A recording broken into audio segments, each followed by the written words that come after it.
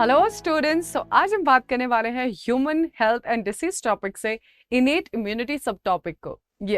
काफी बार यहाँ पे देखा जा चुका है कि एक दो क्वेश्चन आ ही जाते हैं बैरियर, फिजिकल और फिजियोलॉजिकल बैरियर से। तो समझते हैं फर्स्ट ऑफ ऑल ये इम्यूनिटी क्या होती है। तो इम्यूनिटी का मतलब होता है ability of body to defence themself against disease और डिसीज कॉजिंग ऑर्गेनिज्म। तो ये एक तरह की एबिलिटी है होस्ट की बॉडी की, सो दैट वो फाइट कर सके डिसीज या डिसीज कॉजिंग ऑर्गेनिज्म से और अपने आप को हेल्दी रख सके। देखो, हम दिन भर उठते हैं, कभी ब्रश कर रहे हैं, कभी पानी पूरी खा रहे हैं, कभी यहाँ जा रहे हैं, कभी वहां, इतने सारे डस्ट है, डस्ट में इतने सारे माइक्रोब्स है, बट हम हर दिन तो बीमार नहीं होते क्योंकि हमारी बॉडी के अंदर इनेट इम्यूनिटी और एक्वायर्ड इम्यूनिटी है।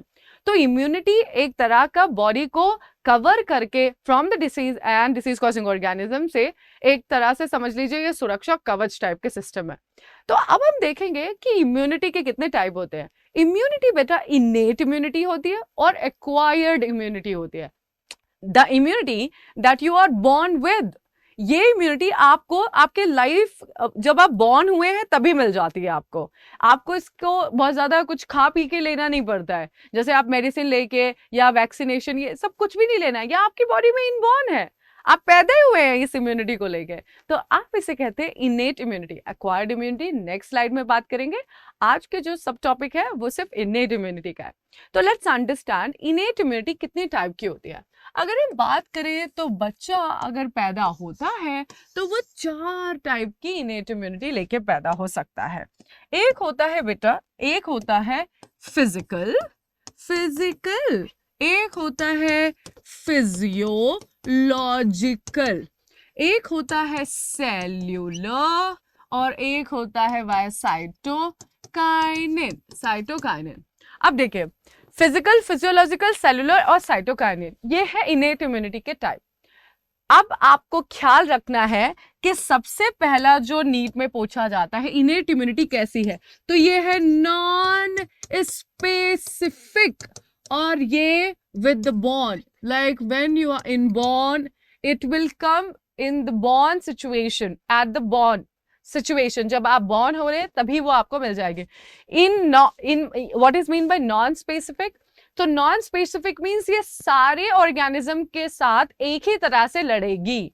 It is not having any specific thing कि आप आ रहे हो, वायरस आ रहे हो तो हम अलग तरीके से लड़ेंगे, बैक्टीरिया आ रहे हो तो अलग तरीके से, नहीं, ये सभी के साथ एक ही तरीके से अपने आप को डिफेंस करती है। तो देयर इज नो स्पेसिफिकेशन कि आपसे तो मैं ऐसे लड़ूंगा, आपके साथ आओगे तो मैं ऐसे लड़ूंगा। No, they are going to perform same type of function to kill them for all of the microbe and disease causing organism. Point शायद ये क्लियर हो गया ना बेटा। फिजिकल में आएगा कवरिंग। ट्रिक क्या याद रखना है, फिजिकल में कोई भी कवरिंग हो सकती है, सो दैट ये कवरिंग माइक्रोब्स को बॉडी के अंदर जाने ही नहीं देगी। अगर सपोज कीजिए बॉडी के अंदर आ गया तो बॉडी के अंदर है लिक्विड, बॉडी के अंदर क्या है, लिक्विड है। ये लिक्विड अगर सपोज कीजिए फिजिकल से वो किसी तरह स्केप हो गया, बॉडी के अंदर आ गया, तो बॉडी के अंदर है कुछ लिक्विड, तो फिजियोलॉजिकल से आपको लिक्विड याद रखना। ये लिक्विड जैसे ही टच करेंगे डिसीज कॉजिंग ऑर्गेनिज्म को, वो डिस्ट्रॉय हो जाएंगे। अगर सपोज करें लिक्विड में आने से टच से भी अगर कुछ नहीं डिस्ट्रॉय हुआ तो हमारे पास है कुछ सेल्स जिसे आप कहेंगे WBC सेल्स। तो WBC सेल्स जिसे आप लिम्फोसाइट कहते हैं, उनमें बहुत सारी टाइप्स की सेल्स है जो इनको पकड़ के डिस्ट्रॉय कर सकती हैं। लिक्विड नहीं डिस्ट्रॉय किया तो हमारे पास सेल्स है, cellular mechanism, cellular defence immunity. तो आप में हम बाद में बात करेंगे, WBC में भी टाइप्स हैं। और फिर है साइटोकाइन। बेटा साइटोकाइन में इंटरफेरॉन्स के एग्जाम्पल्स आते हैं। इंटरफेरॉन्स क्या होते हैं, ये एक तरह की प्रोटीन होती है, जो 270 अमाइनो एसिड से बनी होती है और ये प्रोटेक्ट करती है आपकी बॉडी को फर्दर इन्फेक्शन ना होने के लिए। लेकिन हम हल्का आपको सिर्फ इंट्रोडक्शन दिया है, later on we will be talking about little more detail. तो सबसे पहले आप समझिए इनेट इम्यूनिटी जो कि नॉन स्पेसिफिक है, आप इनबॉर्न लेके आते हैं और ये होती है फिजिकल, फिजियोलॉजिकल, सेलुलर, साइटोकाइनिन में। फिजिकल से हमेशा आपको लाइनिंग याद रखनी है, म्यूकस की लाइनिंग और म्यूकस कोटेड एपिथेलियम। तो बेटा कवरिंग किसकी होगी, एपिथेलियम की होगी। और कैसे? म्यूकोसल एसोसिएटेड एपिथेलियम टिश्यू हो गए, म्यूकस से एसोसिएटेड एपिथेलियम टिश्यू हो गए। तो एपिथेलियम कवरिंग, कवरिंग याद रखना है, फिजियोलॉजिकल लिक्विड, लिक्विड।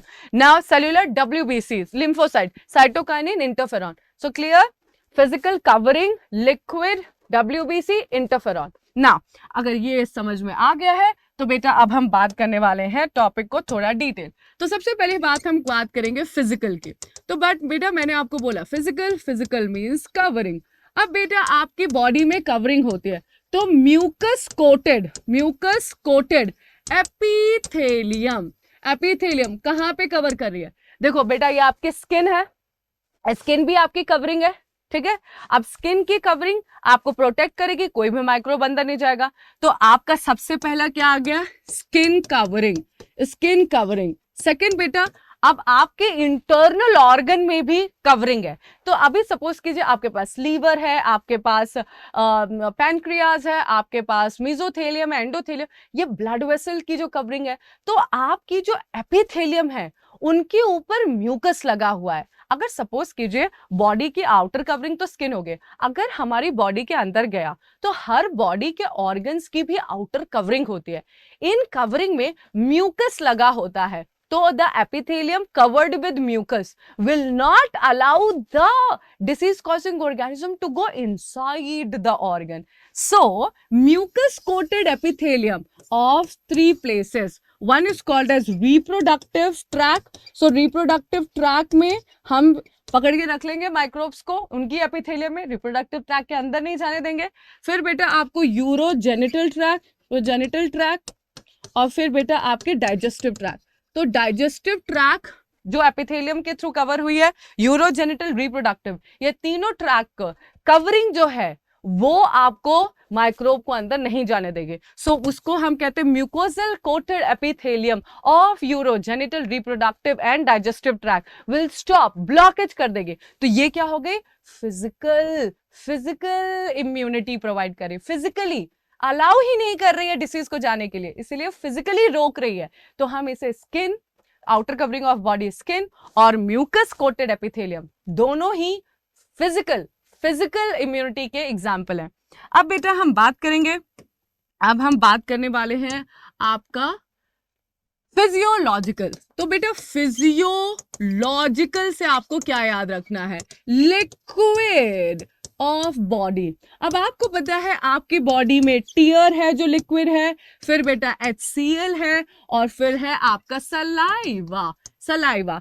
तो टीयर में होते हैं लाइजोजाइम, टीयर के पास क्या होते हैं? लाइजोजाइम।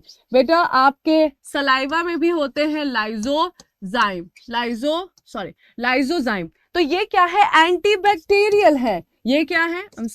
ये है एंटीबैक्टीरियल, और ये किसी भी बैक्टीरिया को पनपने नहीं देते हैं, बनने नहीं देते हैं। सो सलाइवा और टीयर जिनमें एंटीबैक्टीरियल है और भी डिसीज डिस्ट्रॉइंग, डिसीज या डिसीज कॉजिंग ऑर्गेनिज्म को डिस्ट्रॉय करने के एजेंट्स हैं, केमिकल्स हैं।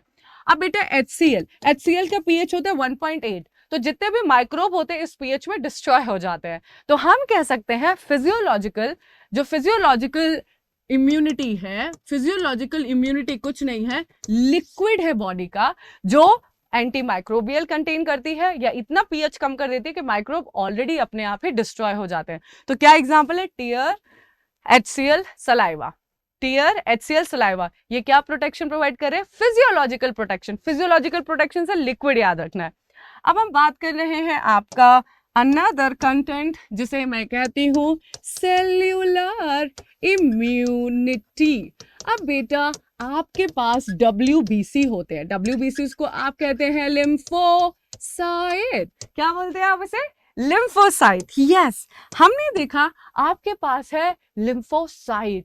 ये लिम्फोसाइट आपके पास कुछ स्पेसिफिक टाइप की हैं, जैसे कि आपके पास है न्यूट्रोफिल्स।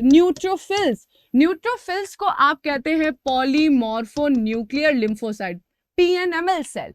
बेटा न्यूट्रोफिल्स मोनोसाइट, बेटा मोनोसाइट सेम होती हैं मैक्रोफेजेस के जैसे, बस मोनोसाइट ब्लड में होती हैं और जैसे ये मोनोसाइट टिश्यू में चली जाएगी तो वो मैक्रोफेजेस में बन जाएगी। इनका काम है किसी भी डिसीज कॉसिंग ऑर्गेनिज्म को देखना तो उसको फेगोसाइटोसिस करना। मींस अगर ये डिसीज कॉसिंग ऑर्गेनिज्म है तो उसको आएगा और खा जाएगा और फिर उसको डिस्ट्रॉय करके उसका जो भी एक्सक्रीटा है निकाल के फेंक देगा। तो ये क्या है? ये है फेगोसाइटोसिस इन नेचर। तो न्यूट्रोफिल्स, मोनोसाइट और मैक्रोफेजेस क्या करते हैं? ये इम्यूनिटी देती है आपकी बॉडी को by destroying the disease causing organism. अब है बेटा आपके पास दूसरा एग्जाम्पल जिसे आप कहते हैं natural killer cell, NK cell. Natural killer cell बेटा, एनके सेल वो सेल्स होती हैं जो आपके माइक्रोब्स, सपोज किसी वायरस के पास जाएंगी या डिसीज कॉसिंग ऑर्गेनिज्म के पास जाएंगी, उनकी सेल वॉल को बर्स्ट कर देती हैं, इनके सेल वॉल को डैमेज कर देते हैं। Natural killer cells are the cells which destroy the cancer cells और virus related cells by destroying the cell wall. उनके अंदर क्या हो जाता है? पानी आने लग जाता है जिसकी वजह से वो सेल फट जाती है। तो नेचुरल किलर सेल्स क्या करती हैं? जनरली सपोज कि this is the cell, okay, and this cell is virus, ये वायरल कोडिंग है या आप समझ लीजिए कैंसर सेल है, तो इसके अंदर वो होल्स कर देगा, पोरेंस कर देगा, जिसकी वजह से लिक्विड अंदर जाने लग जाएगा, जिसकी वजह से सरफेस एरिया क्या हो जाएगा? बहुत ज्यादा एक्सटेंड हो जाएगा और जिसकी वजह से सेल फट जाएगी। तो these are the natural killer. So NK cell, monocyte, macrophages, neutrophils, these are called as PNML cells. ये वो सेल्स हैं डब्ल्यूबीसीज की जो कि प्रोटेक्शन प्रोवाइड करती हैं एंड ये इनेट इम्यूनिटी का तीसरा टाइप का क्या है? प्रोटेक्शन है, इम्यूनिटी सिस्टम देते हैं। तो cellular immunity is caused by neutrophils, जैसे पीएनएमएल सेल्स भी कहते हैं, monocyte, macrophages meaning the same. बस मोनोसाइट क्या है? ब्लड में कहलाती है। यही मोनोसाइट जब टिश्यू में चली जाती है फॉर फेगोसाइटोसिस तो मैक्रोफेजेस कहलाती है। और आपके पास है एनके सेल। नाउ बेटा आपके पास आता है लास्ट सब टॉपिक जिसे आप कहेंगे कौन सा? साइटोकाइनिन। साइटोकाइनिन बेटा, साइटोकाइनिन जो डिफेंस है, इनेट इम्यूनिटी है। साइटोकाइनिन एक प्रकार की इनेट इम्यूनिटी है जो कि लेके आती है इंटरफेरॉन। इंटरफेरॉन कुछ भी नहीं है बेटा, ये 270 अमाइनो एसिड से बना प्रोटीन है। तो बेटा ये प्रोटीन कौन प्रोड्यूस करता है? ये प्रोड्यूस करती है वो सेल जो खुद होती है इन्फेक्टेड। तो जो सेल जो वायरल इन्फेक्टर और कैंसर इन्फेक्टेड सेल्स होती हैं वो एक तरह की प्रोटीन प्रोड्यूस करती है, इंटरफेरॉन। और इस इंटरफेरॉन के कारण क्या होता है? दूसरी सेल अलर्ट हो जाती हैं और उनको इन्फेक्शन नहीं मिलता है। Yes, interferon are protein released by infected cell, viral infector, cancer infected cells to protect the neighboring cell so they will not get infected. Yes, interferon एक बहुत ही बढ़िया मेथड है आज के टाइम पे वायरल और कैंसर ट्रीटमेंट के लिए, क्योंकि इंटरफेरॉन क्या करती है? खुद इन्फेक्टेड सेल से रिलीज होती है और ये प्रोटेक्ट करती है अच्छी सेल को सो दैट उनमें इन्फेक्शन ना पहुंच जाए। तो ये है हमारे इंटरफेरॉन का फंक्शन। तो आपको शायद आज समझ में आ गया innate immunity, and you will also share this video with your friends so that they will also get to know. Thank you so much. Stay tuned with me. Take care. Bye.